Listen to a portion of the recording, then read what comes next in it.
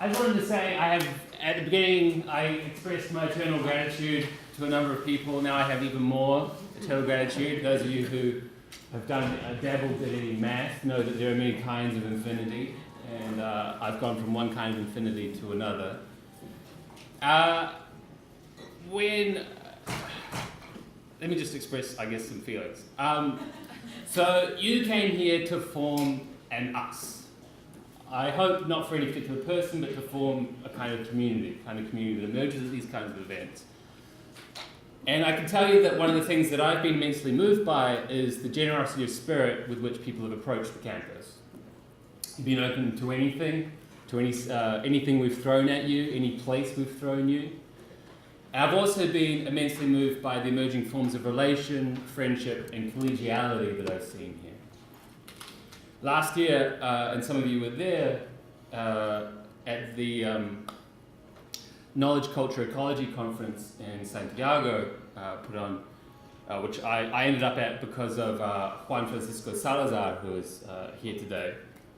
My friend and a mentor, whether he signed up for that role or not. Juan played a beautiful song to end the conference called Regreso, and I recommend you look it up. Regreso meaning come back, calling people back to Santiago. So unlike my more artistically talented friend, Juan, I've not come up with a song to summarize my feelings about this event. If I had one, it would probably be This Must Be the Place. But thinking of that song, and thinking of the song that Juan played, I see that this event has been a kind of comeback, a reverberation, a looping back of the waves that were sent out by other events such as KCE, one iteration in a recursive pattern of place-based events trying to do the work of scientific, technical, and environmental thought differently.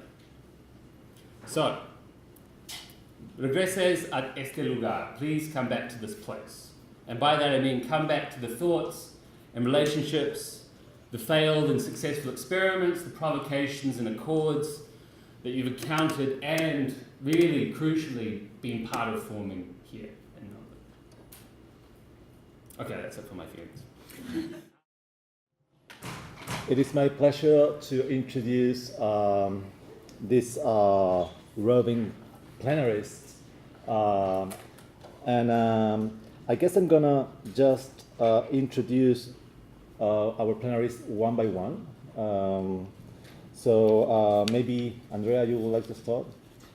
So Andrea, if you don't know her, she's an assistant professor of anthropology at Rice University, where she also runs the ethnography studio. She's interested in spaces where the law, economics, and technosciences are so fused that they appear to be one another. In her first book, A Future History of Water, that is about to come out by Duke, she asked what constitutes the difference between water as a human right and water as a commodity. She's now researching the reinvention of subterranean space and its volumetric politics in Costa Rica. So please join me and welcome Andrea.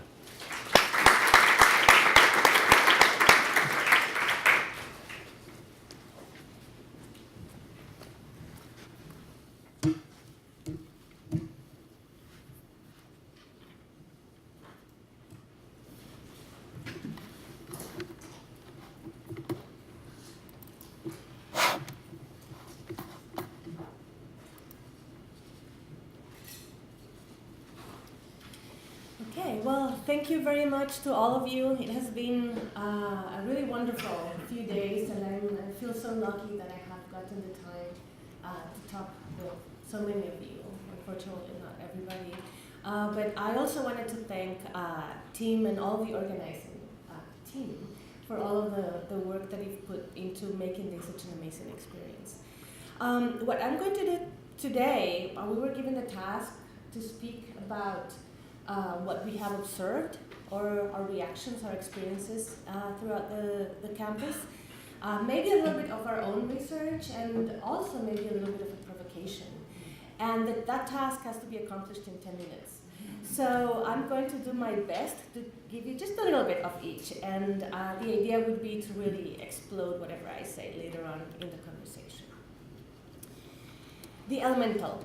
At the beginning of our time together this week, Tim spoke of the Anthropocene as a paradigm dressed in an epoch. He then walked us through a variety of elemental possibilities within that paradigm. He spoke to us about how elemental thinking helps us tease things apart, how it is the philosophical correlate of the chemical, making speakable that which is not derivative of anything else. He also anticipated that these understandings would break down.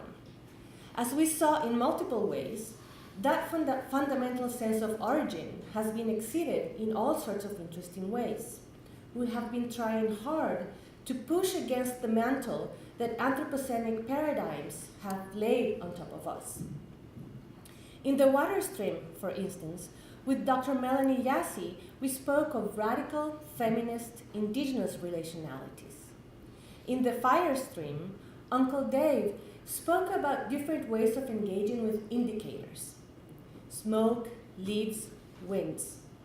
He reminded us that, for example, the indicators that plants give us of how they will behave in their intimate dance with fire are not continuous. They are not flat. They are not regular flows of information that exist to make themselves present for our interpretation. Rather, Uncle Dave told us those indicators are intermittent, popping up here and hiding there, giving us notice of their emergence this spring, but hiding for 3 springs after that.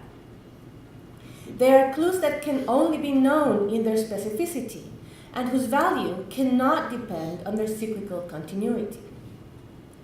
I take Uncle Dave's insight as an invitation to radically alter the parameters that we use to think about what counts as a story in the Anthropocene. How and where can we learn to see these indicators in ways that do not reproduce an assumption of continuous availability, a world that is sitting there waiting to be explained, a world that we take as docile to our desire to fit it into the Anthropocene storyline, and a world that is now seductive because we think we can't predict it any longer, as if we were ever able to do so. Would attending to the intermittence of indicators change our epistemic practices? Would it shift the concepts that we use? Would it open up stories that resist all too familiar Anthropocenic narratives? A desire for salvation, a point of resolution, a view from nowhere that gives us access to everywhere. One way to respond to Uncle Dave's call has been to attempt to produce stories that are multiple, multiscalar, multidimensional, multitemporal. We saw some of those stories during these past few days. Some were explicit, others were unaccounted for.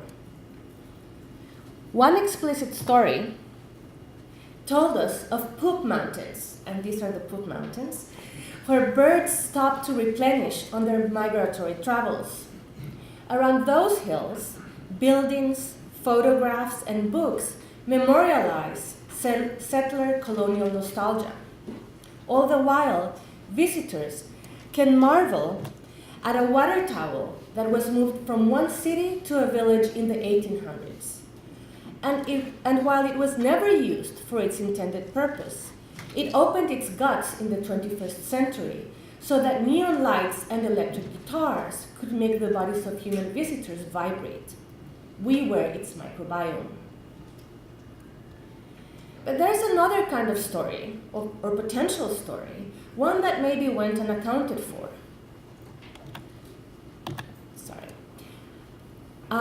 And one that maybe we heard much less about this week. That other story has naughty kids playing with matches. They unwittingly light up the limits of their own transgressions as they draw security officers into the room. We all tremble at the possibility of causing a building evacuation that would disrupt the everyday work of executives at KPMG, one of the world's big four mega auditing companies that in Melbourne shares with Deakin downtown the Collins 727 address. We face the chance that our playing with fire might take those executives out of the meeting room where they are discussing the potential downgrading of Argentina's financial risk rating after the country devaluated its currency. Once again, last week, as the result of the crisis it is currently facing. This is also the Anthropocene, and we seem to not pay so much attention to it. This seems to have escaped our conversations about the Anthropocene. How can those meetings figure in our Anthropocenic stories? How can we adjust our scales to also make them present? Multi-scalar, multidimensional, multi-temporal stories are tricky to tell. But what the elemental in our stories? It seems to have receded, or at least it has taken a different form. No longer fundamental, no longer disaggregated.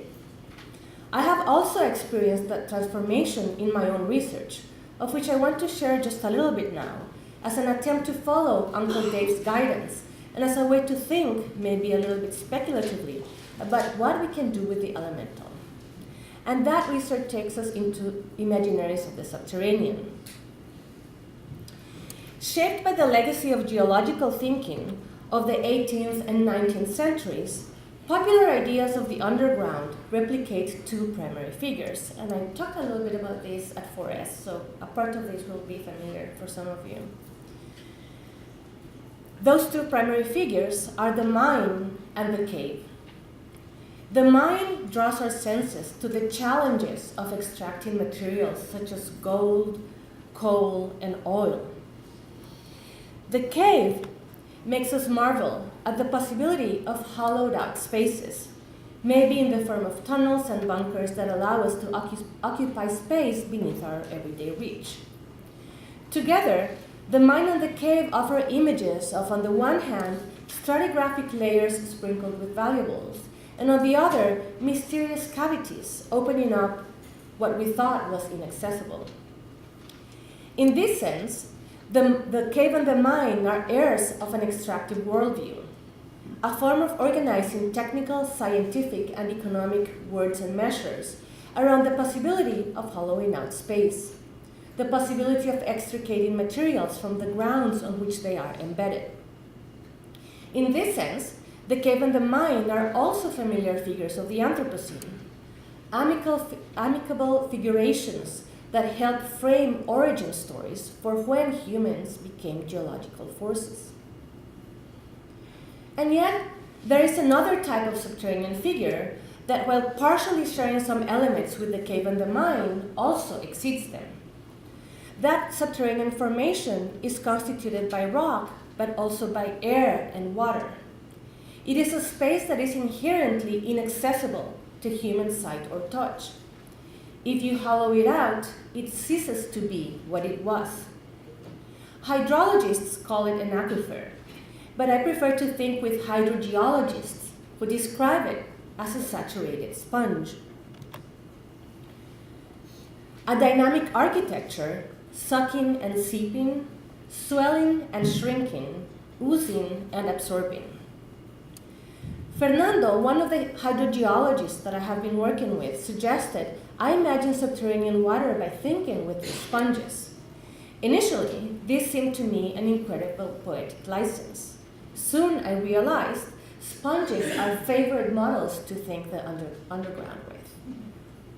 When labeled an aquifer, water presence under the surface of the earth tends to be imagined as sitting in pocket-like formations, as sealed tanks holding water, waiting for our enjoyment. And yet, the spatial and volumetric existence of an aquifer is messier. Instead of neat and clearly delineated tanks, aquifers are irregular and unwieldy structures. They are spongy formations. They suck liquids and leak their excess towards the environment. They are expanding and contracting structures. Sponges stand for water movement and changing volumes. They invite us to think of the subterranean as a force-filled space and as an ongoing push and pull, as spongiform movement. The sponge as a model, as an indicator, offers us another way to think about something elemental that deserves our attention. Something that is not about the fundamental, the smallest available unit, the most basic category. And that something is, in a sense, at least for me, the impossibility of the elemental, if we take it as a form of disaggregation. In spongy aquifers, what is elemental is not water or stone, but the force-filled relation between the two. The seepage of water, its adherence to pulverized rock, its insistence to molecularly attach itself to matter in order to make it wet, its commitment to pull through, its vow to ooze out if possible, or stay still if an escape route is too taxing. What is elemental here is the pool of the spongy story through which hydrogeologists experiment with non-dominant understandings of the subsurface. And if we think of a sponge as an elemental indicator of the kind Uncle Dave described, we realize that its power is its refusal to let its parts go. Spongiform movement forces us to stay with that slippage. Multitemporal anthropocentric stories are needed in this way. I would add that in constructing these anthropocenic stories, we need to remain committed to indicators that intermittently pull, to the figures that challenge dominant accounts, to the stories that remain unaccounted for in the Anthropocene narrative.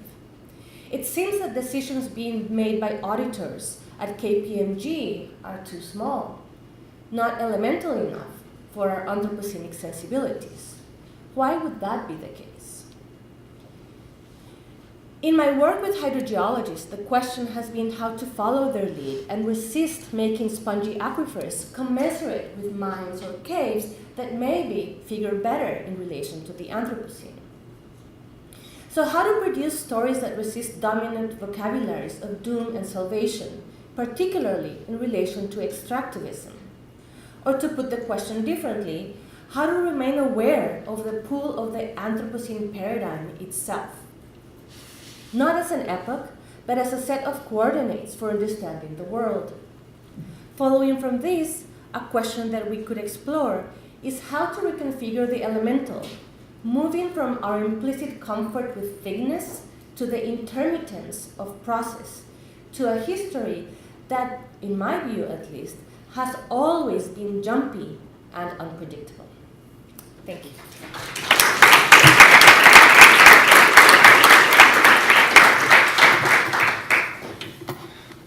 Thank you so much, Andrea. And now, let's welcome Aadita Chaudhury. Aadita is a PhD candidate at the Department of Science and Technology Studies at York University.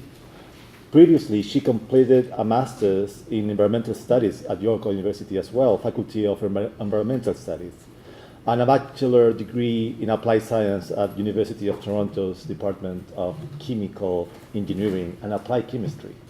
Her research interests are broadly surrounding the anthropology and philosophy of biology and ecological sciences, cartography, postcolonial feminist STS, and environmental and medical humanities. Welcome, Aadita.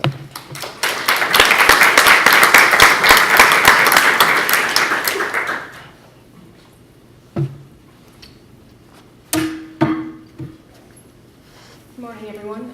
Firstly, I'd really like to thank the organizers of Anthropocene Campus for this opportunity to reflect on our learnings. And it's really a privilege to be here, and I hope I can leave you something to think about. I'll be talking about scales of the Anthropocene and the way that we have used our sensory capacities to understand it, and the limitations of our perceptive capabilities when it comes to seeing processes within the Anthropocene. The concept of the Anthropocene has now traveled far beyond academic circles. In my hometown of Toronto, in Canada, the Art Gallery of Ontario, in collaboration with the National Gallery of Canada, is organizing an exhibit simply titled Anthropocene, which, quote, dramatically illustrates how we individually and collectively are leaving a human signature on our world. World-renowned photographer Edward Burtynsky and multiple award-winning filmmakers Jennifer Beichwald and Nicolas Poncier have created a powerful series of new photographs, including large-scale murals augmented by film extensions, film installations, and augmented reality installations that take us to places we are deeply connected to but normally never see, end quote. It appears that the human sensorium is the most poignant, or perhaps the most popular mode by which one can explore the various schools of thought about the Anthropocene. However, this mode of exploration also troubles the so-called epoch itself. Moreover, the question of the we referred to here in this upcoming exhibit seems ever so suspect for reasons I will get into shortly.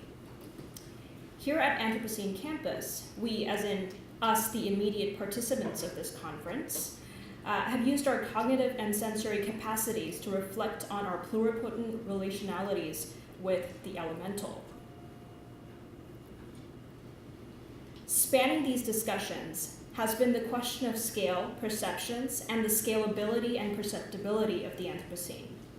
Through our collective sensorium, we are able to appreciate the tangibility of large-scale processes embedded in what we are calling the Anthropocene, yet the smaller scale processes, ones that trouble the category and definition of the Anthropocene the most, often evade us, or rather, we fail to recognize them as part of the same thread that runs across the more larger scale phenomena.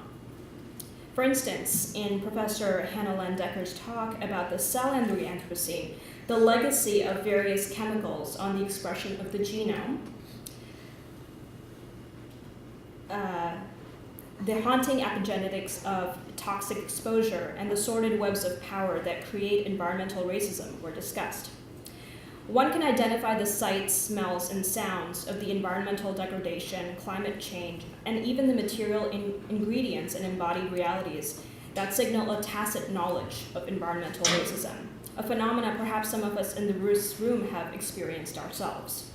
But we do not have the direct experience of our cellular machineries and processes recalibrating themselves in response to our environments, nor can we address directly the imminent changes without unraveling the very fundamental constituents and characteristics of our perceptive abilities. The Anthropocene, in many ways, like many evolutionary processes, have caught us unaware in some scales, while being glaringly obvious in others. It comes down to the role of vantage points, privilege, and what Donna Haraway might term as partial perspectives. I'd like to further trouble this category of us that I have been using here, because I think it can help us think more deeply about the questions of scalability and the role of perceptibility in the Anthropocene. I've claimed just earlier during this talk that for many, the Anthropocene simply has seemed to sneak up unannounced, signaling a calamity of apocalyptic proportions in the near future. But this is simply not true. Thinking that all of humanity has been oblivious to these changes is nothing but indigenous erasure at an epistemic level. It is, very simply, epistemic violence. The scales of the Anthropocene are embedded in the multiplicity of the we that I am referring to when discussing it, and by extension, who is included in the category of the anthropos, or the human. These considerations reflect both the privileges some groups have in the face of imminent climate change, but also the greater responsibility that some have over others in creating anthropogenic changes of such nature, and who is paying most of the price as a consequence. When reflecting on the scalability of the Anthropocene, one must contend with the material and discursive fissures that have existed both in the biological and cultural understandings of what constitutes the human, and the legacies of this category, its pervasive roles in otherizations that have created the moral justifications for extraction and exploitations behind the driving forces of the economy of the Anthropocene. We must contend also with the realities that the Anthropocene is, in many ways, the logical extreme of iterative entrenchments of a system of capitalism and white supremacy that reasserts itself and fragments the human while seeking only to preserve themselves. Instead, we need to move towards an ultra-biopolitics of care, one that encompasses the living, the non-living, the killable, and everything else, as Maria Puig de Belcasa has taught us. In contrast to the singularly human view of world-making that only encompasses some humans and not others. Yesterday, I was at the Royal Botanical Gardens of Melbourne. There I came across two distinct but complementary modes of thinking about the Anthropocene. One provided to us by our walking tour guide, Uncle Dan, that taught us the principles of indigenous land-based and land-centered living in the Anthropocene, with the orientation of accountability and gratitude towards the earth and what it provides based on the notion that all living things come from the earth. In the afternoon, we met with the curators of the National Herbarium of Victoria, where we became acquainted with the practices of collecting and cataloging plant specimens according to their Linnaean taxonomical properties. This first approach seeks to unite disparate elements and living things, while the latter seeks to differentiate and categorize. While in this particular context, each are complementary to the other for the purposes of ecosystem preservation, one wonders about the moral economy at work behind each, and how that can inform, for better or for worse, one's ongoing sensibility to the environment and society at large. Regardless of which views we take, it becomes quickly apparent that instead of being a relatively recent outcome, what is commonly known as the Anthropocene has been underway, or at the very least, a long time coming for the most vulnerable populations across the world. And now, increasing numbers of people from disparate groups are united in this common experience, forcing them to live differently with the other in assemblages in flux that beckon more of a Cthulhucene-type reality, opening up multiple refractive speculative futures. In this way, what Donna Haraway may call partial perspectives merge increasingly towards a rather dim assessment through a hegemonic construction of objectivity. In the end, there is both hope and a warning in that. I know that I cannot settle the various discursive and material controversies embedded in the definition of the Anthropocene. What I can suggest instead is an increasing softening into a dance of partial perspectives, and an ethic of reparations that do justice to the wide array of scales of the Anthropocene, and to mending the fissures that have fragmented and dispossessed much of the anthropos and the more than anthropos. May we begin to transcend linear, simple narratives, or even the questing for the grand narrative of the Anthropocene, to proverbially sustain ourselves while staying with the trouble, so that we may reassemble ourselves into new, more robust and caring formations, and thriving ultra-biopolitics for our emergent realities. Thank you.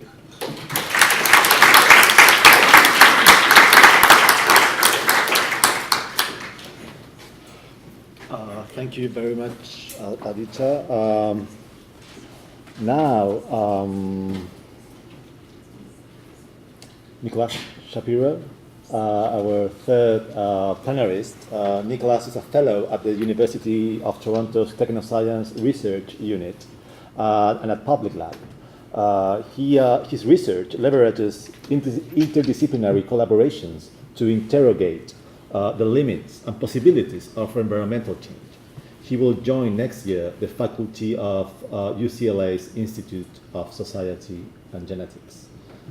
Nick.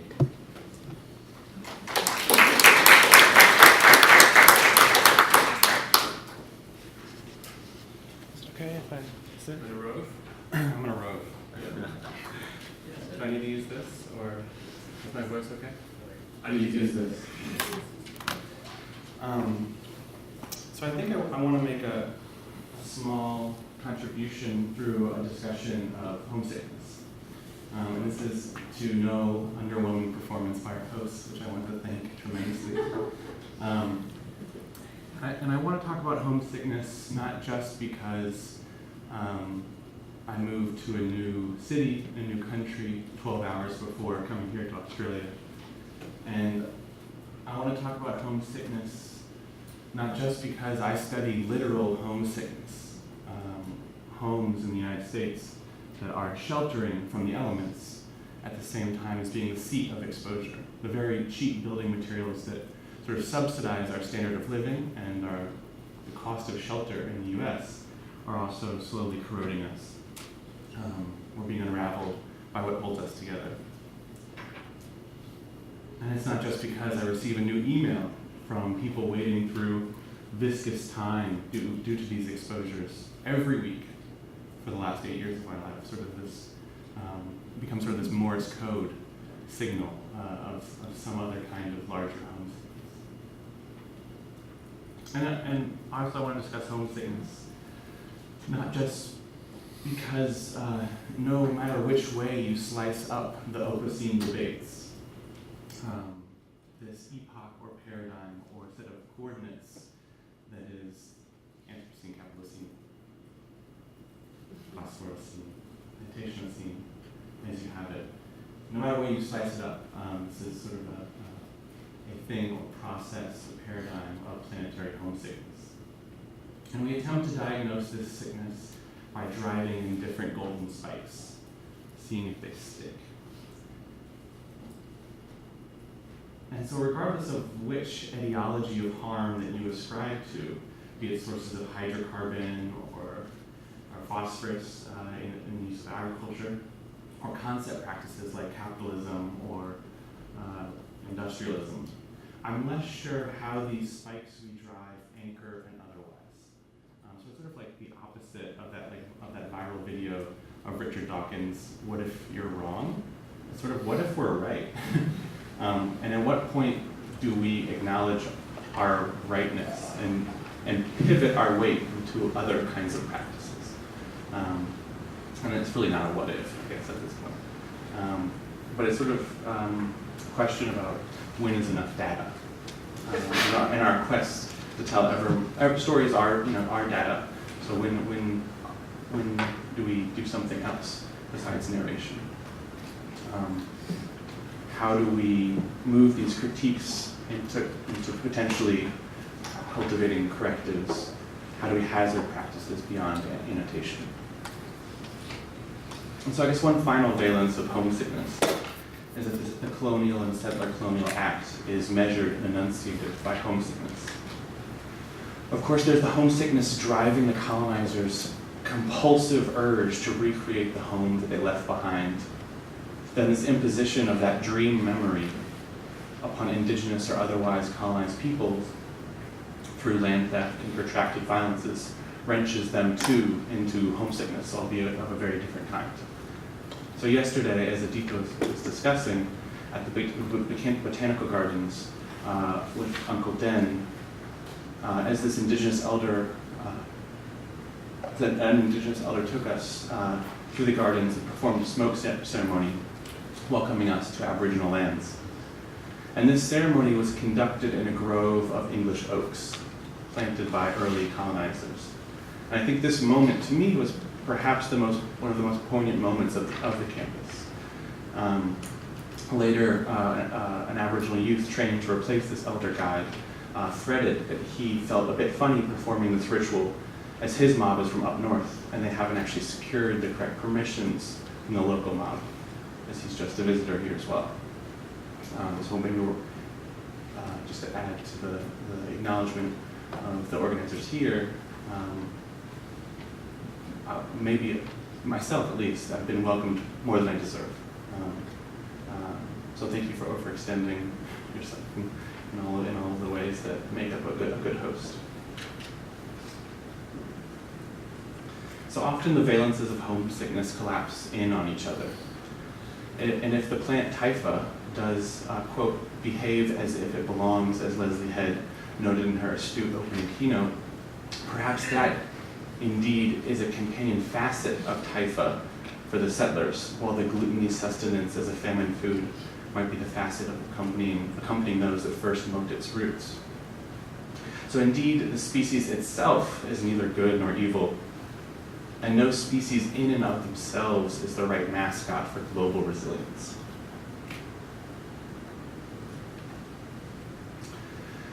2 days ago at the Testing Grounds Gallery, the Air Flesh Stream viewed a video by a Kiwi artist about the plundering of Nauru. And I think one thing to keep in mind, one thing that I've been learning from Michelle Murphy, who's supervising me at the Technoscience Research Unit, is to be heeding Eve Tuck's call to perhaps suspend damage-based research. So the care in which when we narrate these landscapes, the care of the Kiwi man narrating the destruction of Nauru cultivates an understanding of damaged landscapes and bodies without the promise of, and so often that promise of increased documentation fails to turn into any sort of any change, and it's sort of just part of our token of passage for the narrator into these discourses of the Anthropocene. So just a small note also bridging off of discussions this morning. Okay.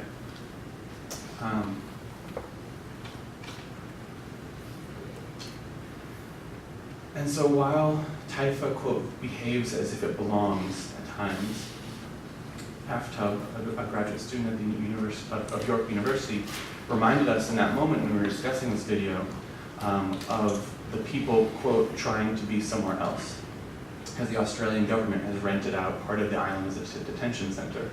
Some asylum seekers from Iran and South Sudan have been held in suspension there since 2013. Naomi Klein, drawing on Said, has noted that Nauru too is a site of homesickness, as the people of Nauru may soon be climate refugees themselves. So Aftub's reminder brought to mind this new film called Island of the Hungry Ghosts, about the Australian detention center on Christmas Island. This film documents both the brutal reality of the detention center and the loving care that is taken to protect the red crabs that seasonally migrate on that island. Tiny ephemeral bridges are erected to keep the crabs out of culverts, car traffic is halted, and they gingerly help along the crabs with rakes at the same time as humans are detained miles away. So anthropocentrism is of course not the only problem of the Anthropocene. And problems, we've got a lot. And the solutions as conceived by instrumental engineering is likely to be one of them. But one of my perennial questions is, what is the plot that we are choosing to collectively animate in our practices here? We have tragedies and farces aplenty. We have the promises of modernity. We have the hippie modernists who created the whole Earth catalog that we discussed in the Earth Stream. We also have the green tech entrepreneurs that promise to make our world more sustainable while achieving changeless change at the very best. And although I think we're sort of selling ourselves short if we tender only in metaphor, I'm going to indulge in one. And I think this sort of practicing work that is intentional with itself is quite important. So I wonder if, the Anthropocene campus in itself pumped the environmental humanities through a couple of anti-fragility cycles, in the sense that my new boss, Hannah Landecker, was discussing just the other day. So if society is a biochemical landscape, as Hannah was saying, what are the aspects of our own practices that we might want to put to sleep, and what novel practices might we want to upregulate? What ways do we want to better shift our weight to jockey between multiple postures, ones that might be in tension? So Michelle Murphy, again, her emergent practice of, quote, working with and against technoscience is instructive, to resist and advance, to collaborate and disavow, without any sort of naive hope of simple reconciliation. And I think we can also add the practices that, some of what we learned yesterday at SLAM, creative practices that are not just with or against, but how might we augment this sort of contesting orientations with and against to also be of and beyond. And I think that's a lot of the inspiring work that was happening yesterday in the slam was not staying straight to this sort of linear trajectory where we can either be a total ally or a total adversary. But how can we create, I think as Aadita was talking about, ultra-biopolitics, and this sort of struggle to concretize alter practices is not caving to the hollow mandates of the neoliberal university, but is in fact staying with the trouble. So I guess, thinking about some of the speculation that Aadita was talking about, what might an accountable speculation be? One that emerges with the insights of our critique, but not simply critiques turned inside out, because critiques turned inside out, history has shown us fail repeatedly.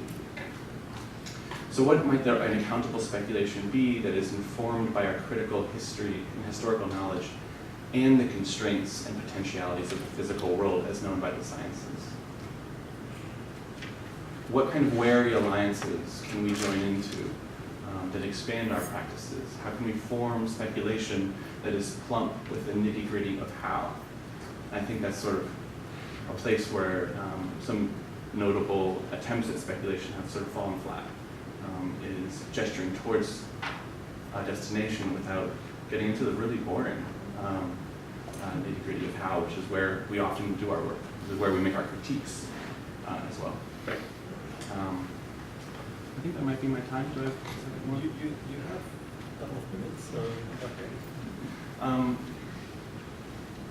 I think just a gesture of a practice, a positive practice to gesture towards. I think in the Australian context is the work of Tess Lee. I think that's her name is pronounced.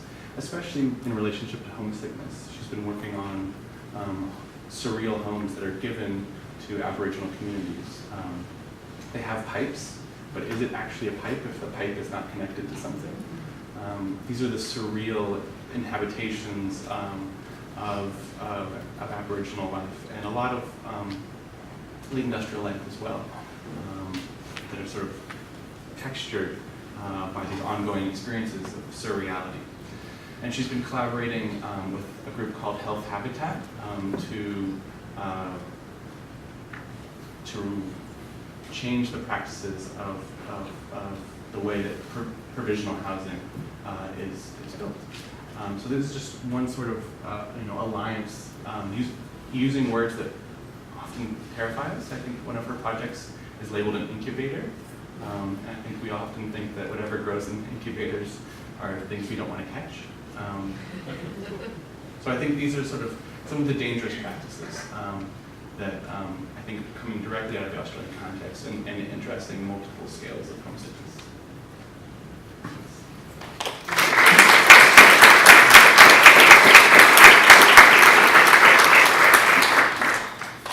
Thank you very much, Nick, for that. And last but not least, Juan Francisco Salazar, who is an associate professor in the School of Humanities and Communication Arts and research director of the Institute for Culture and Society at Western Sydney University here in Australia.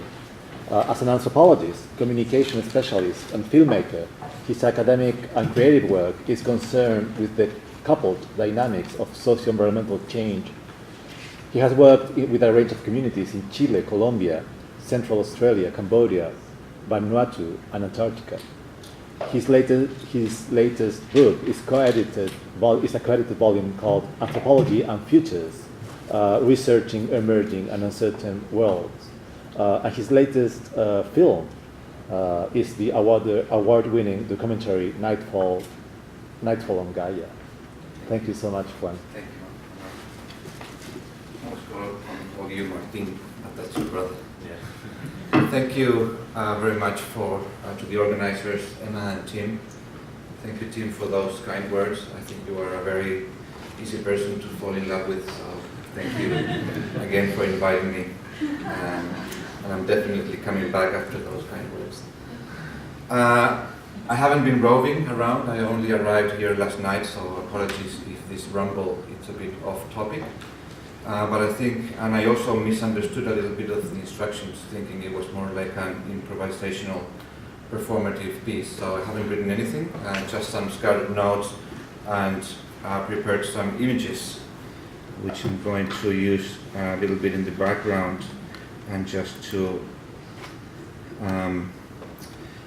maybe get you into the message of the talk about, you know, rethinking and thinking the Anthropocene from a cosmic perspective. So I'll play in the background some images of the film Nightfall on Gaia,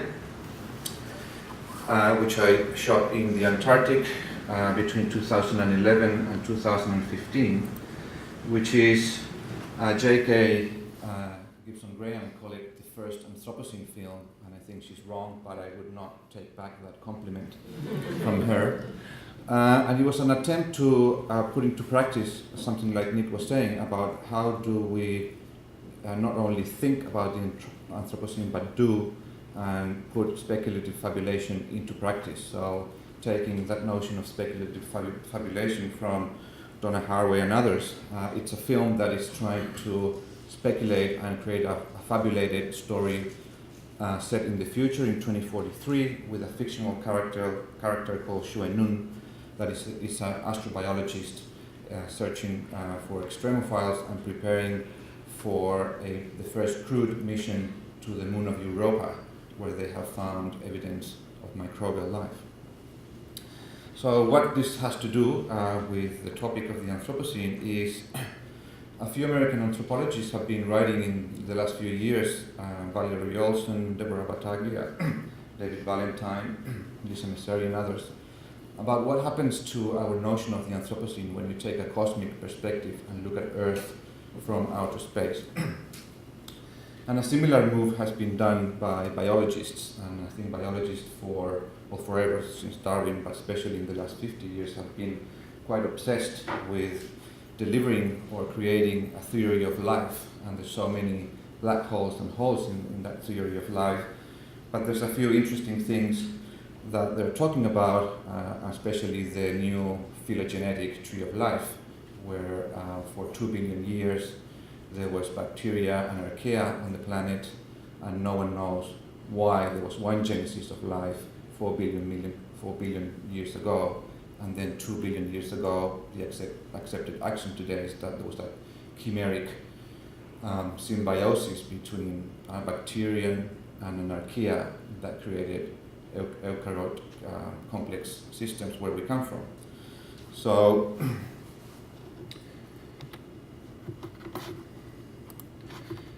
that's what I'm referring to. So the tree of life, as biologists try to explain.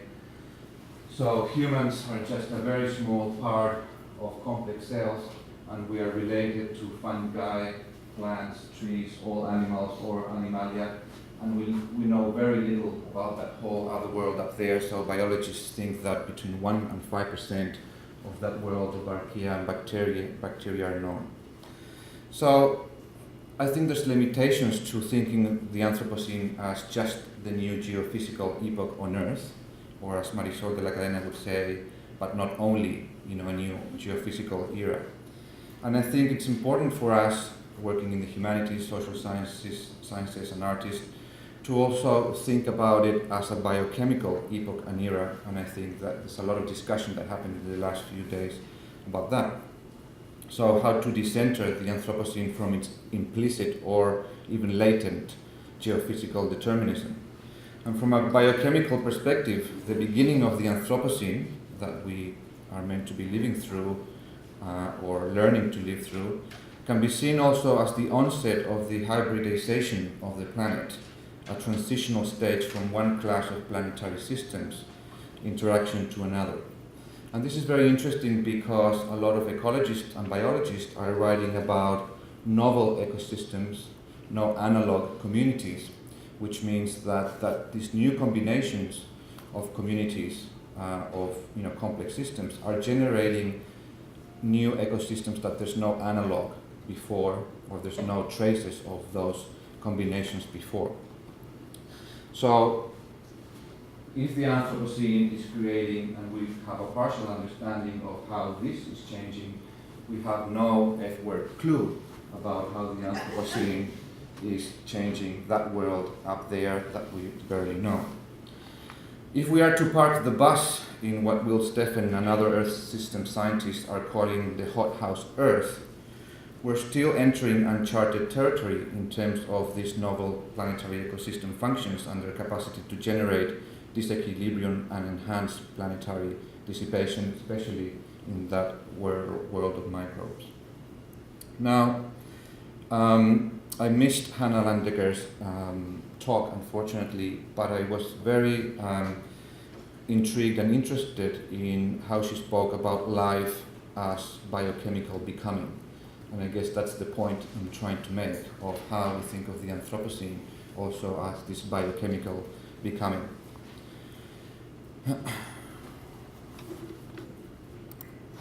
So going back to this cosmic perspective and what it does to our thinking of the Anthropocene, and life on Earth, all life on Earth, that previous phylogenetic tree that I showed you that is accepted by most biologists, all life on Earth, no matter what it is based on carbon biochemistry.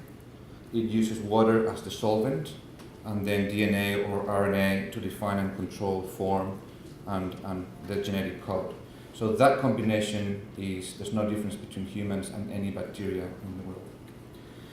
But interesting astrobiology in particular, which Stefan Helmreich calls a science that is simultaneously inductive, deductive, and abductive. It's a very interesting place to speculate about other forms of biochemistry. So not just alter biopolitics, as Aadita was saying, but alter biochemistries. And I think this is important also as a way to come in laterally to think about the Anthropocene, is whether there might be a second genesis of life out there. What would that be? No one can explain why life is the way it is. So they're trying to find these origins of life called Luca. So it has a name. People are looking for this entity called Luca, the last universal common ancestor, and whether that Luca entity is on Earth or elsewhere. But what if there were alternative biochemistries? So not carbon-based, and this is why I was interested in the elemental.